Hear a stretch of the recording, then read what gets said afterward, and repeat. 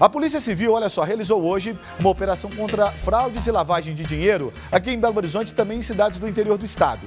De acordo com as investigações, uma organização criminosa que atuava em Minas fez mais de 100 vítimas que ficaram com o nome sujo e com isso tiveram prejuízo financeiro depois de terem documentos falsificados e usados para a movimentação de grandes quantias. Põe no ar.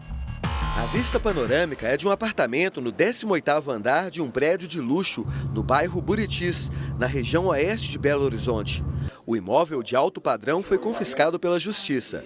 Aqui morava o líder de uma organização criminosa, que, segundo a polícia, teria movimentado mais de 150 milhões de reais. A suspeita é de fraude contra instituições financeiras, indústrias, cartórios, o Tribunal de Justiça e a Junta Comercial de Minas Gerais, além de empresários e herdeiros de grandes fortunas. Os membros da organização buscavam diretores de grandes empresas, instituições financeiras, construtoras e grandes empresários em Minas Gerais e no estado. Obtinham esses documentos ou os dados cadastrais deles e fabricavam esses documentos, como Carteira Nacional de Habilitação, documentos de identidade, CPF. A partir daí, eles criavam pessoas jurídicas com o nome dessas pessoas, desses empresários e diretores. Como eles tinham uma movimentação financeira muito grande, um lastro muito grande, eles conseguiam vários empréstimos de valores elevados nas instituições financeiras. Eles criavam essas empresas no Tribunal de Justiça, até em algumas cidades próximas a Belo Horizonte. As investigações começaram há um ano e, desde então, a polícia identificou mais de 20 empresas de fachada, usadas para operar o esquema. Quando as vítimas descobriam que o seu nome estava numa ação de execução, como estavam no processo de cobrança, e aqueles valores já iam sendo bloqueados na sua conta corrente, a vítima tinha essa informação e, ao ter essa informação, chegava a informação para a gente no departamento que ela era a verdadeira vítima e não o falsário que estava utilizando o nome dela. O dinheiro lavado nas empresas era dividido entre os membros da quadrilha. O lucro proporcionava aos suspeitos uma vida de luxo.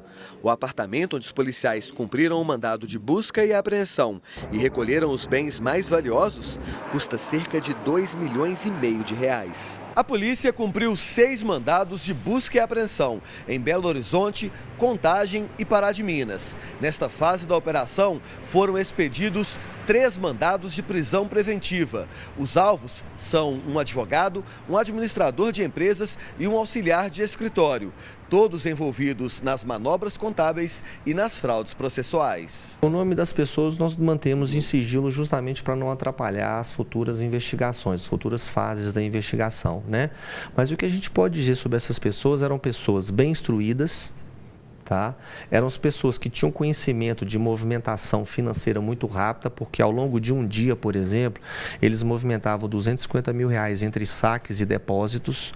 Eram pessoas que tinham acesso à junta comercial de uma maneira bem rápida, aos cartórios de uma maneira bem fácil. Então, eram pessoas que tinham trâmite em órgãos públicos e privados com uma certa facilidade. O que eu chamo de facilidade? De conhecimento. Eles tinham uma capacidade intelectual para poder montar a empresa, movimentar financeiramente essa empresa e depois extinguir essa empresa com facilidade. Alguns montantes milionários movimentados pela quadrilha vinham de São Paulo, Rio de Janeiro, Mato Grosso, Pará e outros estados.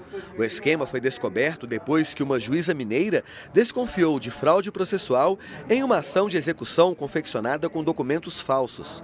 A justiça bloqueou contas bancárias de empresas identificadas, determinou o sequestro de imóveis e o impedimento de veículos dos investigados.